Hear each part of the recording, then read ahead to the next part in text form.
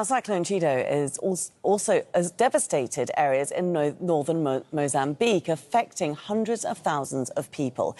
At least 45 people have been killed. Tens of thousands of homes have been destroyed. Now, the cyclone brought winds of around 260 kilometres an hour and heavy rainfall. Let's bring in Harry Matassa, who's in Mozambique's capital, Maputo. Just how bad is the devastation that you've been seeing there, Harry? Well, the priority right now is to get help to everyone who needs assistance. People need food, shelter and medicines. And to talk more about the conditions on the ground, I'm joined by Guy Taylor. He's from UNICEF Mozambique. Thank you very much for talking to us. You've just come back from the north. Can you tell us how bad is it over there? Yeah, that's right. I got back from Pemba late last night. I think the situation across large swathes of northern Mozambique can be described as devastation. This is an area of the country where many people are already living in extremely precarious circumstances. Mozambique is a country where we already have 3.4 million children in need of humanitarian assistance, even before this crisis. Many people, including children and families, have lost everything. We saw houses, whole villages completely smashed to smithereens, really.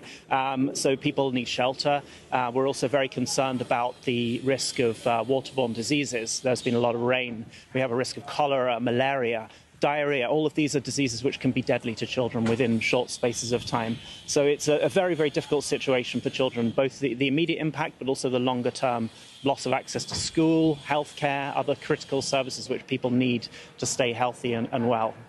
And Cabo Delgado province is not the easiest province to operate in. What challenges do you face as aid workers trying to assist people?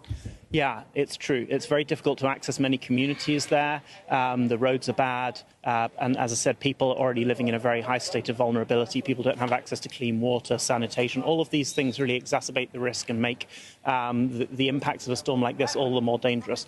Fortunately, we were able to pre-position large quantities of supplies, and we're now working with our partners, with government, to distribute those to those hit hardest. But I think really the scale of the need far outweighs the capacity of the humanitarian system and of organisations like UNICEF to respond. So we're urgently calling for additional resources to support our response for those families in northern Mozambique.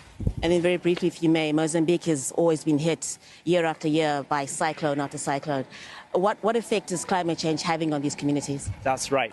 Mozambique has had Idai, Kenneth, Anna, Gombe, Freddy, now Chido. It's hit year after year after year by these cyclones, and it's children who are bearing the brunt of this. We need to invest more in resilient infrastructure that can stand up to these kind of crises. We need to be able to be ready to respond immediately as soon as these kind of crises hit, because it's really creating a lot more vulnerability. And each time these cyclones hit, it makes life harder and harder and more dangerous for children and families in this country. Guy Taylor from UNICEF Mozambique, thank you very much for talking to us. You see that truck behind me and people loading. That truck will be heading to the north.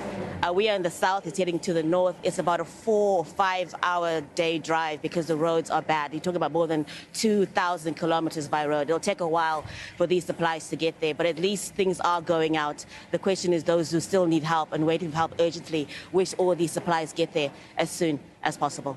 OK, Harry, many thanks indeed. Harry Matassa reporting there from Maputo in Mozambique.